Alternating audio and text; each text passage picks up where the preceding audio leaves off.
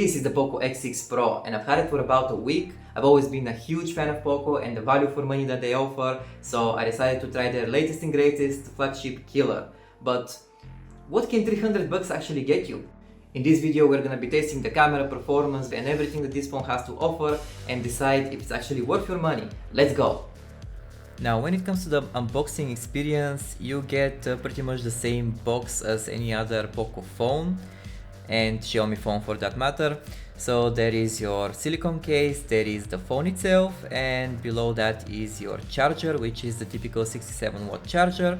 And this one was also used in last year's Poco phone models, so there is no surprise here. When it comes to the build quality, it's more or less what you would expect from a phone of under 350 bucks. And the Poco X6 Pro is offered both in a plastic bag and a vegan leather one. However, the leather one is a bit more expensive, so you can decide for yourself if that's worth it. Still, the vegan leather is lighter at 186 grams compared to the plastic one, which is 190 grams. Well, to be honest, 4 grams of difference, but the vegan leather definitely looks better.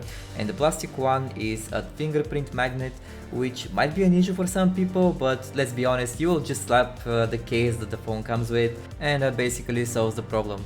The X6 Pro comes with a Gorilla Glass 5 on the front and a pre-installed screen protector, but definitely don't go for a swim with it because this guy is only IP54 dust and water splash proof, so probably it's not gonna survive that.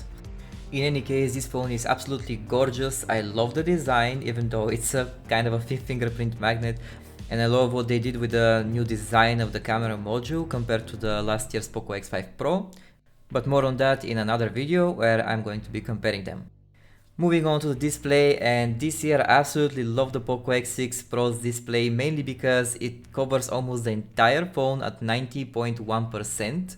We have a 6.67-inch AMOLED HDR10 Plus display with a maximum refresh rate of 120 Hz and with more colors than the last year's model, coming at 68 billion according to their website, and a maximum of 1800 nits of brightness.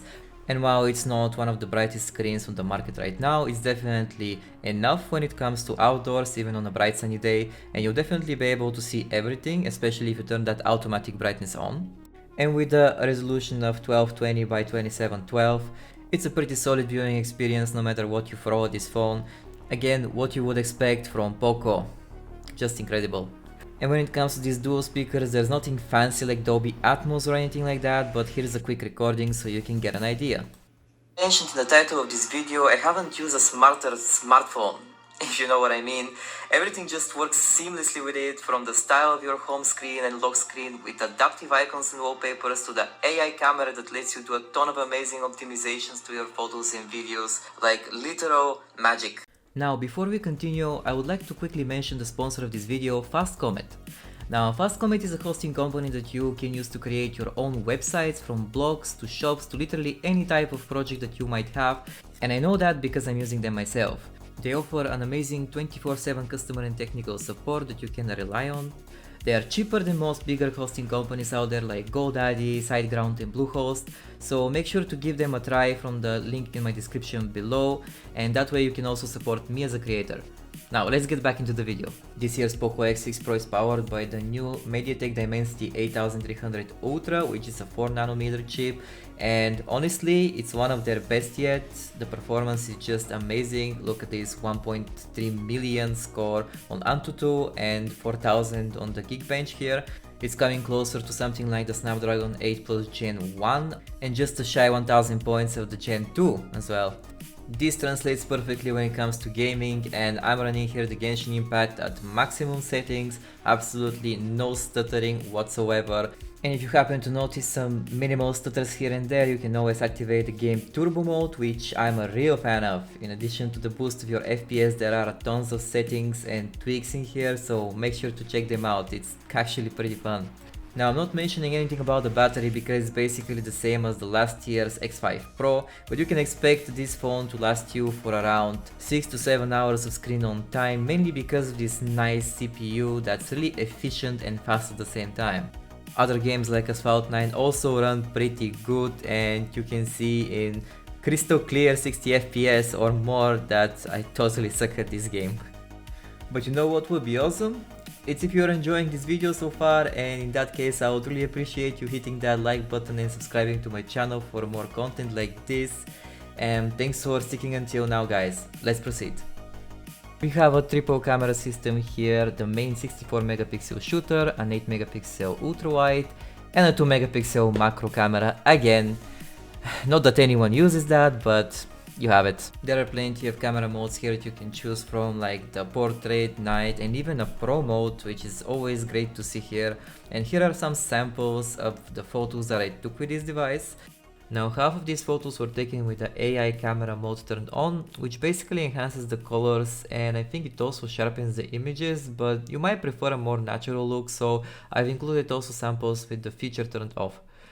In my opinion, the photos look decent for this price range, provided you have nice lighting, but if you don't, then the results are mediocre, and I really hope that Poco will improve the quality with some future software updates, because besides the main shooter, all the other cameras do not perform so well. And as for the selfies from the 16 megapixel front camera, they turn out quite nice. Again, if there is plenty of light, and usually they have lots of details. But during the night I was expecting worse results, and I actually like how many of the photos turned out, primarily from the main lens again. But keeping your phone steady and using the night mode can make a whole lot of difference. I should also note that there aren't many lights where I live, so maybe in a brightly lit area, even during the night, you will get better results. When it comes to video, this phone can record at 4K 24 or 30 FPS, and while the stabilization is not one of the best, overall I like how these videos turned out, not only with the main lens but also with the ultra wide. When it comes to the colors, there is a lot more to be desired, but overall I'd say that the quality fits right at the $300 price range. And let me know what you guys think down in the comments. Do you like this video quality? How does it seem to you? Personally, I believe that with a little bit of editing magic, you can kind of make these videos look a lot better, especially when it comes to colors. Alright guys, so this is the Poco X6 Pro's front-facing camera. 1080p, 30 FPS. Unfortunately, we ain't getting anything better than that. No 4K option here, but hey, that's how they are doing it right now, and I mean, I can't complain. For a phone under 350 bucks, I think that pretty respectable, it's pretty good quality, at least from what I'm seeing here. It's a bright sunny day outside, and this is the best you can get. So hit me up down in the comments, tell me what you think about this quality. During the night you can't really expect much out of this phone. After all, it's on the cheaper side, but the results here are still usable, especially when there are a few more lights here and there. And this goes for the main lens. I really don't advise you using the ultra wide one, just trust me. And so this is the capability of the selfie camera during the night when it comes to video. Well, if there is a lot of lights, like where I am right now, then the situation is good, but once you step out of the lights, well, of course the quality dramatically drops. Still usable, pretty usable, and we're talking about a phone that costs like 300 bucks, so you just can't wish for more. So this concludes my review for today, guys, and what are your thoughts about it? Hit me up down in the comments, let me know what you think about this device. I absolutely love it, especially for the price of like $300, but I think that it lacks in one department, and that would be probably the camera. So if you're looking for something that can take great photos or videos, then definitely look somewhere else, maybe the iQ12. And if you're interested, I've also made a review about it right here. Another amazing value for your money. So that will be all from me. Have a wonderful week, and I'll talk to you in the next one. Bye!